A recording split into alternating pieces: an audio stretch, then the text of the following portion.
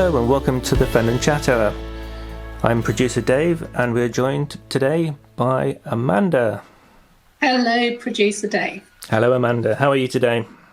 Oh, I'm very good, thank you. I hope you are too. I am. It's been busy, so I've been kept busy today, preparing the show, so it's good. So I'm not sitting around twiddling my thumbs.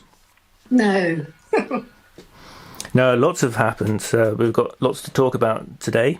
What we've got some bits and pieces from Fenland District Council. We've got some astronomical news to talk about. We've got all sorts of things. We've got even got a new regular competition to mention as well. So we've got lots and lots.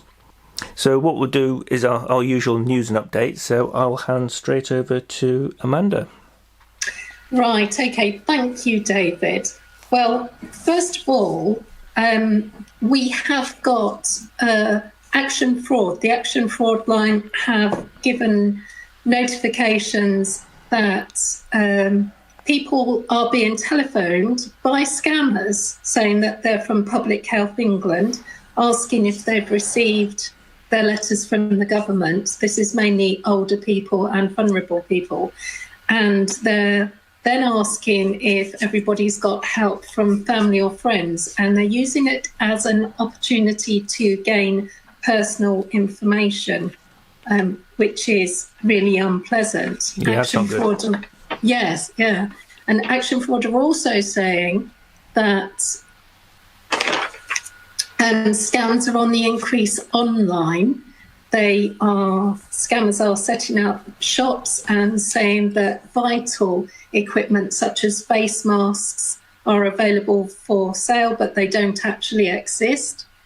And if you're in the business world, there seems to be a lot of people sending emails asking for past due invoices to be settled, but those invoices were for work that was never done. The companies don't exist.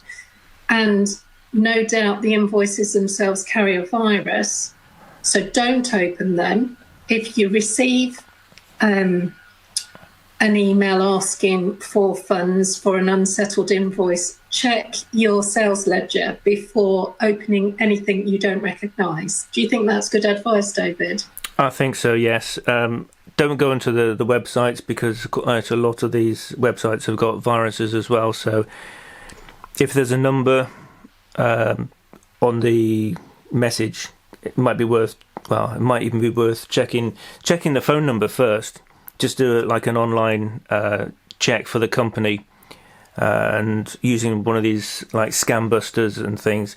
So if you do it, you go to the site and just type in the website name or the telephone number through one of the Who Dialed Me or Who Called Me websites, and that tends to give you a lot of information on what is associated and what other people have found with connection to these phone numbers, so that you should get some feedback straight away as to whether it's a legitimate or a bogus company. Yes. So we've got a bit of government news, which is the support. They have given a £400 million grant to keep all the buses moving in England for the next few weeks, because obviously a lot of the buses are travelling empty. And I believe you have some information on that as well.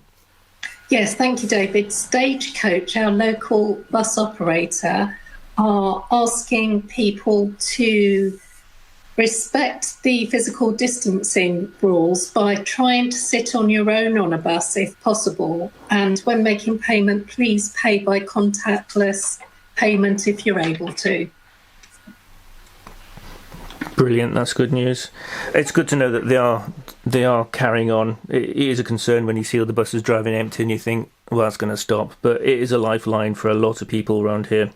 Yes, if you haven't got a car, it's so invaluable. Fenland District Council, courtesy of the Cambs Times website, they've issued some information from the Fenland District Council about what to do some advice basically around COVID-19 and what to do, how to operate. So we've got the basic stay 6 feet away or 2 meters. Wash your hands as soon as you get home if you've been outside. Refuge services will carry on as normal. The mist bins. What they're saying with mist bins is usually it takes up to 3 days to go back and collect a mist bin. Now they're asking for up to 5 days. Right, okay.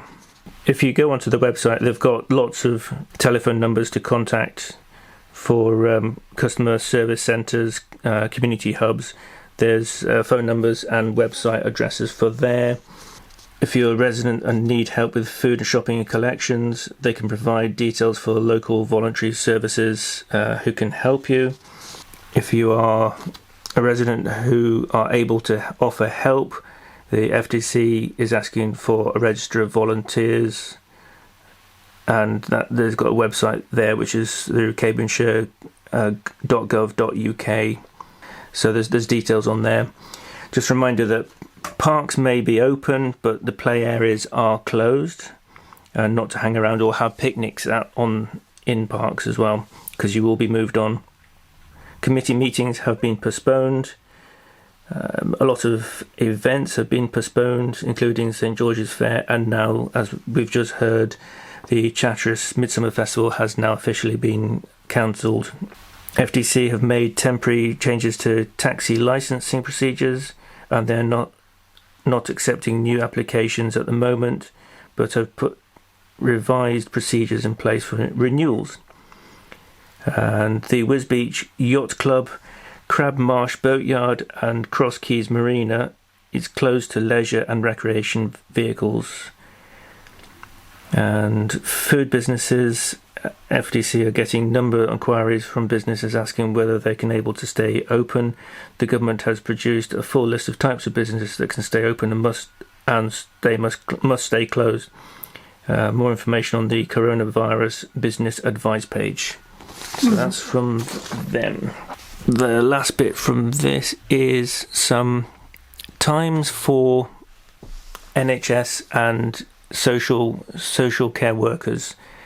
There are each of the main shopping areas, each of the main shops in the area have allocated times for shops to be open specifically for these groups.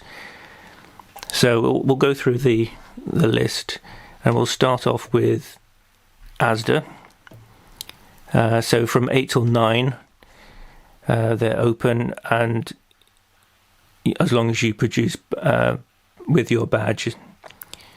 And that's basically the same for each one. So as long as you produce identification to show that you are either an NHS worker or a critical worker.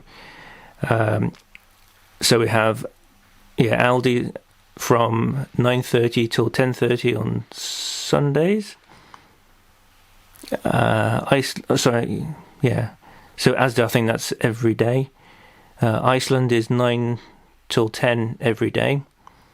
Lidl has no special times. Marks and Spencer's 8:30 till 9:30 Tuesdays to Friday. Morrison's is 7 till 8 Mondays till Saturdays. Sainsbury's from 7:30 till 8 Monday to Saturday.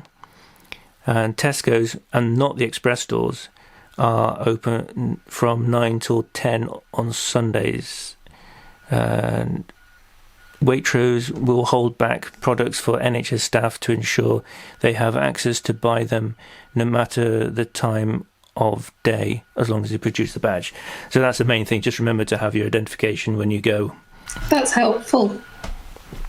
It is good that they've got something in place now. So, and that information is available in lots of places. At least you know now that most of the stores around here will cater. And my daughter said that she went into Tesco's in Northampton and they had somebody giving hand sanitizer out to people as they were going in. That was nice. She did say that it was an awful lot of it. But just talking about the NHS and key workers and stuff, and last night was Clap for Carers again. I have to say, in Chatteris, it was a little bit, or certainly where we were, it was a little bit disappointing. we could only just hear the next group of people in the distance.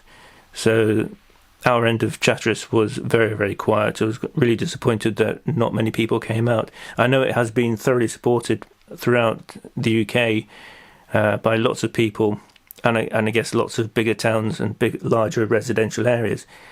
But yeah, I was a bit disappointed that no one, especially when I know that there are people who work with the NHS in our area as well. So yeah, a little bit disappointed by that. So hopefully next week it'll be a bit better. You have something to add to? Well, it was completely the opposite in the villages. It was very well supported. There seemed to be more people go out. Yesterday, there were videos going up on the village forums in all of the Fenland villages. So there seemed to be a huge attitude of gratitude, David, excellent, amongst people. And yes, it is excellent. And I do think that we seem to be seeing more of an attitude of gratitude. I don't know what happened last night in your area. That's a shame. Hopefully it will rectify itself next week. I'll just make it clear that it's not all of Chatteris. I know that probably a lot of Chatteris will have supported and yes, there were people out, but it was just very noticeable that it was completely dead in our area. Yeah. It's strange when you go out and you can only hear a couple of people applauding, actually, isn't it? It is. It sounds really weird. Yes, and you don't know when to stop either. Yeah, how long are you actually supposed to clap for? I don't know. I'm going to have to find out. We tend to do it for 5 minutes, or actually we take our lead from our neighbour. Yeah. Is there a designated length of time till your hands hurt? Well, it was easier last week because it was quite cold. Yes, and keep you warm. Yeah. I got so cold, I thought, all right, I can go in now. It is something that we need to keep supporting because they are doing a fantastic job. And we can't just say, I mean, I can imagine that NHS staff aren't going to be listening to this podcast because I know they're doing 14, 15, 16 hours a day. You know, they're out all day. They get home and they're going straight to bed. And then the same thing the next day. So, and I've heard that some of the businesses are cooking for them. The hotels and businesses are actually providing them with hot meals through the day. So at least they've got something, so they're not having to worry about coming home and making something to eat. So that's brilliant news. So many new businesses that have changed. There's EasyJet. All the staff have all been put on secondment to help. And a lot of them and various hotels as well have all changed, and they're now cooking. They're either making stuff for ventilators or medical equipment, or they're changing to actually providing staff for catering for food for organisations and businesses that are desperate for it. So we're just going to do the daily stats. We've not had the updates yet, but as of yesterday, the sad news is that we passed the 1 million number of cases in the world. That was predicted by the World Health Organization that said it would happen this week, and it happened yesterday. So it's still going very, very strong. In the UK, as of yesterday, we had 33,000 positive cases, and the number of deaths is 2,921, and we are in a situation where that number is now rising very, very fast. And that's why we have to support the NHS and the hospitals, and making sure we're not doing daft things so that we have injuries and accidents unnecessarily.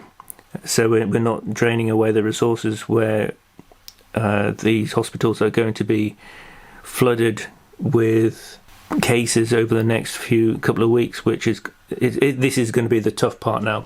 This is where it's going to be testing time for a lot of the services. It's just going to get worse and worse until it stops and it starts getting better again. It's a tough time for everyone now. Yeah, they're sobering numbers, aren't they? They are.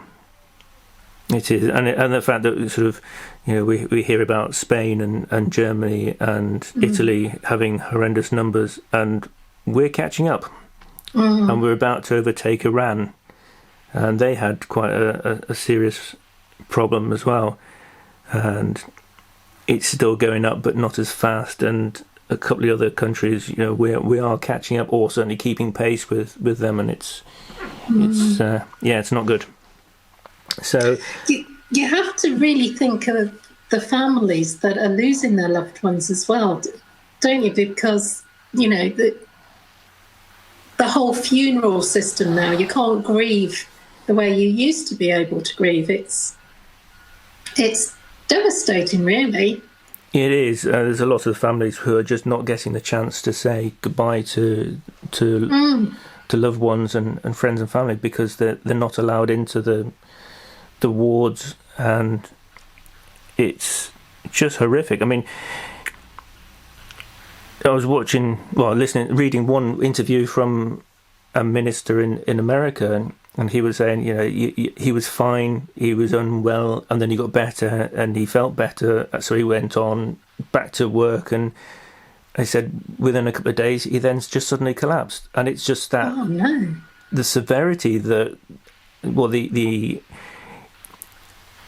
shortness in time where it becomes critical, and that's the shock of it. It's that you're unwell, and then you have this sort of fluctuation between feeling better and then sort of having flu-like symptoms, and then just suddenly your body just shuts down, and it seems to be so rapid. And then that's when you then can't breathe, and you're in hospital, and you go through, and there's not a lot they can do. They just try and make your care as best as possible, obviously providing ventilation and air to try and keep you to breathe as you go through it. But they're saying there's not a lot they can do, because there aren't the drugs and the antivirus medication that's out there. It's on trial, and they're obviously going through the process of trying it. But they're kind of hands tied, and it's just trying to make it as comfortable and easy as possible. So it is difficult. It's a tough time for everybody, especially for families who have lost, or having relatives who are suffering from it at the moment. Yeah. And we hope that everyone who has it gets better soon. Now on to something a bit more positive. So we're going to look at our favourite Wimbledon local, whose name is Doris, and find out what would Doris do. Thank you, David. What would Doris do? Well, sadly, we've had news that Doris had a nasty fall. Would you believe, putting her bin out on Wednesday? Oh yes, dear, that's not good. Her. No, so her friend Gail, big up to Gail. Hello, Gail. Hi, Gail. Has kindly been looking after Doris, and we all wish Doris well. But Doris would like to thank all neighbours who are looking out for older people, their older neighbours, making sure they've got their shopping, their medication is being picked up, and they get their weekly magazines. Apparently, weekly magazines are very important to older people. They are, yes. Yes. So Doris said, please contact your older neighbours that are known to you by telephone and give them a call at least once a week. But she also wanted to thank all the children and young people that did draw flowers and pictures for their older neighbours and wrote letters. She's had lots of her friends make contact with her to say, little Jack down the road has sent me a letter and I'm over the moon. And actually, some of my older friends have said that they've received letters too, so that was really good. That is brilliant news. Yes, isn't it? So there are lots of voluntary organisations that are helping older people and vulnerable people right now, and a lot of them are being run and approved by the district council and parish council, so that's very good. Yeah. Because there's so many scams at the moment, we need to make sure our older people and vulnerable people are as safe as possible. So, and also the volunteers that are working for these organisations need to make sure they're safe. So we need to make sure, if you're a volunteer, please check that the organisation you're working for has a valid safeguarding policy in place. Of course, yes. Possible, yes. And where possible, please make sure, for your own good and the safety of the vulnerable people and older people, that you have a DBS check. And if you don't have a DBS check, that you're having one being processed now. If you are volunteering for an organisation and you haven't been asked to complete a DBS application, please ask the question why, because you have to be protected as well as everybody else. Exactly, and they're not exactly cheap, are they? I mean, they're not expensive, are they? They're quite cheap. That's right, and well, it just protects everybody. It does, yes. Yeah. And these things, they last for what, 4 or 5 years now, don't they? So they do. You should have some basic training to go with it. Yes. Now, most of that is done online now, so we can physically distance and do basic safeguarding training, which is great. Some organisations want training done every 3 years, and DBS lasts 3 years, and some say 5 years. Well, as far as I can see, they don't actually last. They don't have any end date. No, they don't. There is no end date on a DBS. It's just down to local policy, depending on which enterprise or business organisation that you work for. They will stipulate in their information as to what they expect. So if they say, we would like you to renew it every so many years, then that's the policy for that company. But as a standard, they just have a start date and there is no end date on a DBS check. Yes, that's right. And I didn't know that until recently, actually. Yeah, I only found that out from when I was having to renew something else as well for work, and I had to go through and it said, what are the dates? So I went, ooh. So, but guidelines is usually between 3 and 5 years. Yes. But certainly, if it's gone more than 5 years, you would certainly definitely get it redone. Yes, most definitely.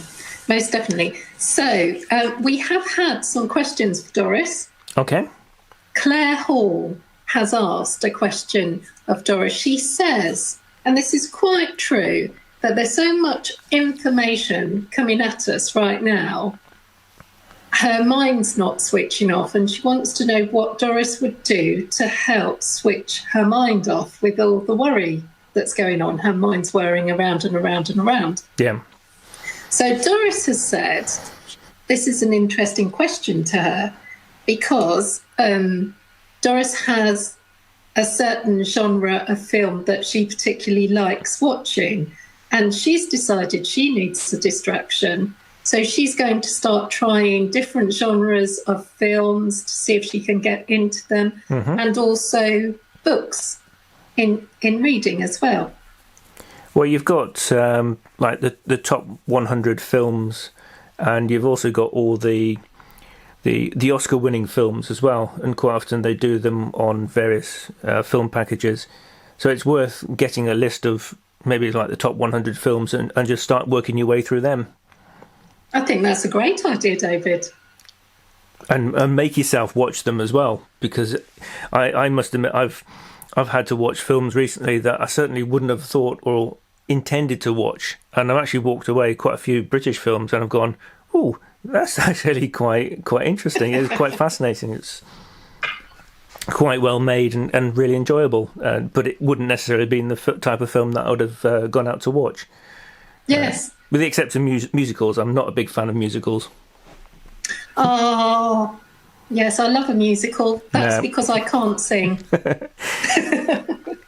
I just have this thing about loads of people all together who turn around and suddenly start singing, and they all know the words and they all know the dance routine, and you go, nobody has taught you. You are complete strangers, but yet you all know the words.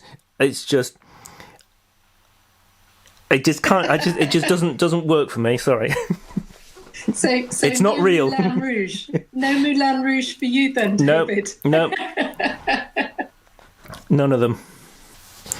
The only exception is the producers. Oh, I love that. Mel Brooks, because it's a parody of a musical, and I find that because it's about a musical as opposed to being a musical, and I can cope with that. So you don't like Joseph and his Technicolor? No, I've never been for stage shows and West End musicals and things. Oh well, it's I can make up for it. Okay. You can be our resident musical expert. Yes. Well, I'm sure we can do that. We've got plenty of weeks to fill. We can do maybe a film review next time. That's not a bad idea. We could maybe come up with a list of films for Doris to watch. Yes, so long as they're not ones that torture either of us. So, not La La Land then. Other musicals are available. Is that everything from Doris, or have you got... That's it. And we wish Doris well. Yes, we do. We wish Doris a speedy recovery. Next, we have our segment for interviews. We don't have an interview for today, but we do have one lined up for next week, so stay tuned for that. And if you do want to be involved and want to do an interview, then give us a shout and we'll set something up. And we do have we've got 2 or 3 other people who are interested in doing an interview, and they're being prepped for set up for recording at some point in the near future. So we've definitely got more coming up. Next we have our segment on life with coronavirus, how people are coping and what people are doing to try and make their lives a bit better, or how we can help make your lives a bit better, partly from listening to this show, which is always a bonus. Maybe that's what you should tell, how Doris can help take her mind off things by listening to the show. I believe you have some bits and pieces you want to bring up in this section. Well, yes, thank you, David. First of all, I think with our attitude of gratitude, the theme of it, I think we need to be thanking our online providers, our telecoms providers, for keeping us connected this difficult time. It's really a key way for us all to keep in contact safely. We wouldn't be able to do this podcast without their help. Exactly, yeah. And I believe they're having to change all the networks to accommodate everybody. Yeah, YouTube and Netflix have had to reduce their streaming rates by 25% to help ease some of the traffic, some of the space on the networks, on the That's the amazing. internet. It is, and to be honest, I've seen bits and pieces, and I've not noticed a difference. So that's interesting, then, isn't it? Yeah, it hasn't been visibly noticeable. No, that's encouraging, actually. And also, our local media companies, they always keep us up to date, don't they? They do. And with information. And we have to say that we are using Cambridgeshire Times, and we're using Fenland Citizen to start with, because obviously that is Fenland-based media, Fenland-based news, so we're going to them to start with. And they're a good source of information and a good point to direct people to, because they've got the list of all the names and contacts and websites and things for people to get in touch with. And it's reliable information, which is also very important right now. It is, yeah. BBC Radio Cambridgeshire, they're also a good source of information. I will give a shout out to John Devine, who retweeted one of our show links. So that's good. Thank you, Johnny. Cheers, John. Thank you. And also our local news bulletins, so Look East and About Anglia. I think we should do all we can to support our local media outlets. Yes, they're doing a fantastic job to keep us informed. The shows that they're putting out have been really good. Yes. Lots of information, considering how fast it's changing. Certainly from Sky and ITV and BBC all the way down, they've had their own problems, because we've had various journalists and reporters and anchor people who have come down with the virus as well, and or the family members, so they're having to isolate for periods of time. So it's quite noticeable when they're having to take time off. You can see them desperately wanting to come back to carry on.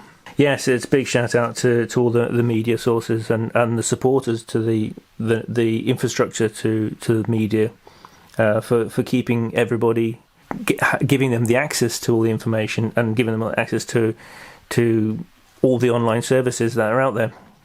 Yes, absolutely. And David, we're due to get some good weather, I believe, over the weekend. Yes, a bit of a warm spell. Yeah, so we can get out in the gardens then. Yes, as long as we're still socially distancing and taking all the advice and making sure you remember to wash and use hand sanitizers when you come back in, and all those good stuff as well. Yes. Be sensible. That's the main thing. Just be sensible. Don't go mad because it's the first. Because we've got bank holidays coming up, and that's an NHS nightmare.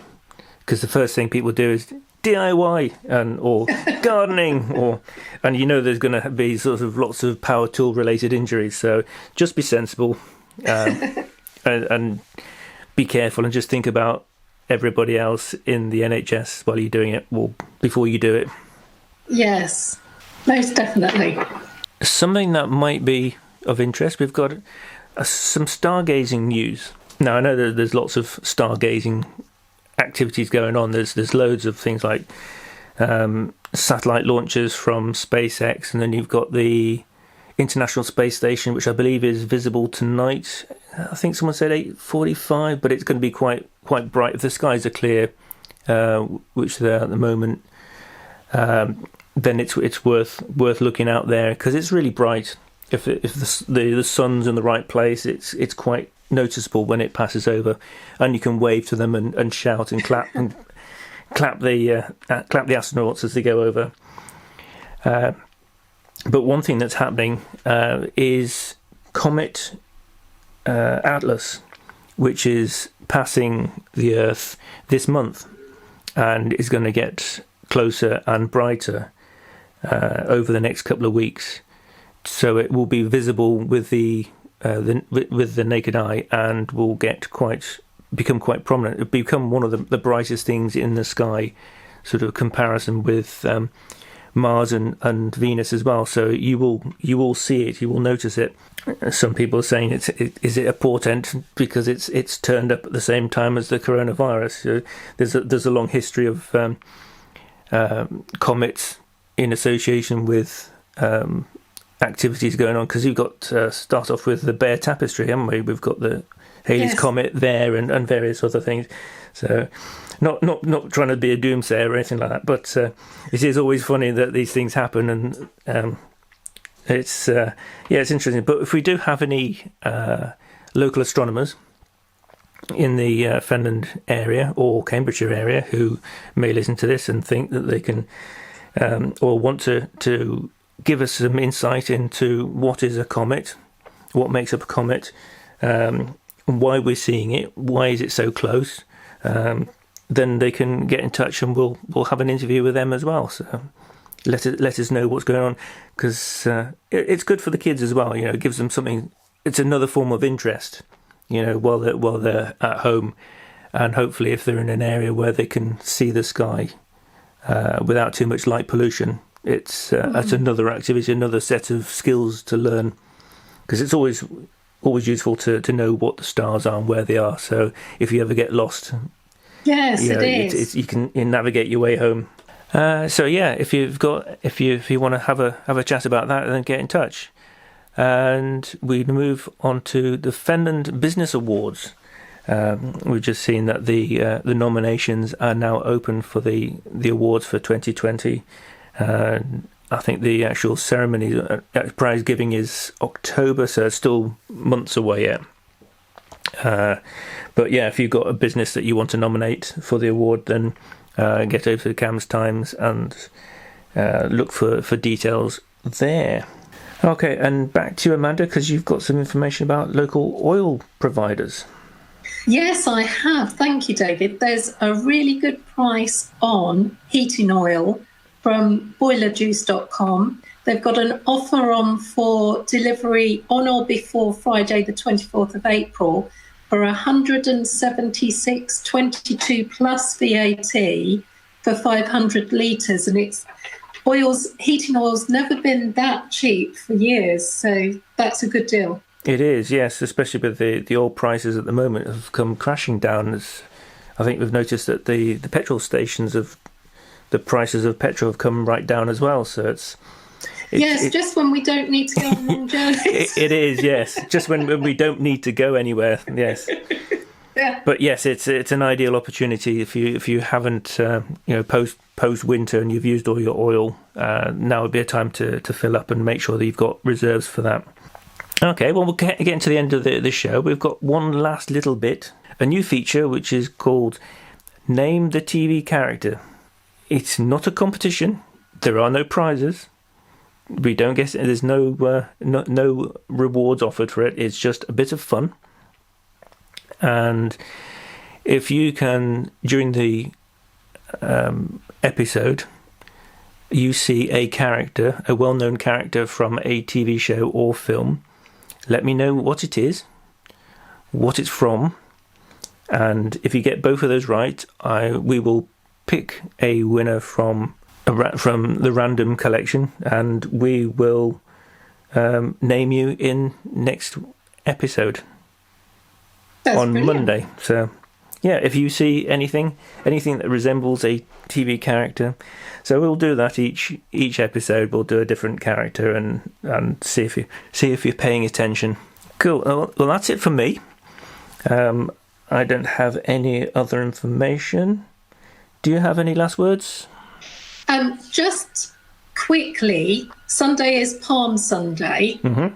So the Church of England are doing a live stream of a service from Manchester by the Bishop of Manchester, and that's at 9:00 in the morning. You can see that from the Church of England's Facebook page. And some people are suggesting putting green garlands in their windows or on their doors to show they are participating in Palm Sunday because they can't go to church services. Yep. Okay, that's good. Right then, well, I think that wraps up the show for today. The next show is on Monday, usual place, and we'll find out what's been going on over the weekend. And so, have you got any plans for the weekend? Well, I shall be out in the garden because the weather will be good. Yep. I think we could have a barbecue, actually. I think that might be quite nice if it's warm enough. We'll have to see. We'll have to see how warm it is. Yes, I must admit, we've run out of gas, so... Oh, no. So the opportunity of a barbecue is not going to happen this weekend. No. That's something on the list of things to do. Well, if you get it ready for when the weather is warmer, because it might be too cold. Yes. Yeah, we'll see. We'll see how it goes. All right. Well, that's it from me. Thank you very much for watching, for listening, because we now have this show on video. We also have it in podcast as well. So, courtesy of SoundCloud, we are using them as a provider. So you can have it in either format. So if you don't want to watch us, you can use us to send you to sleep at night time on your if you want to drift off. I'm sure we can help insomnia. Most definitely. So that's it from me, producer Dave. And from me, Amanda.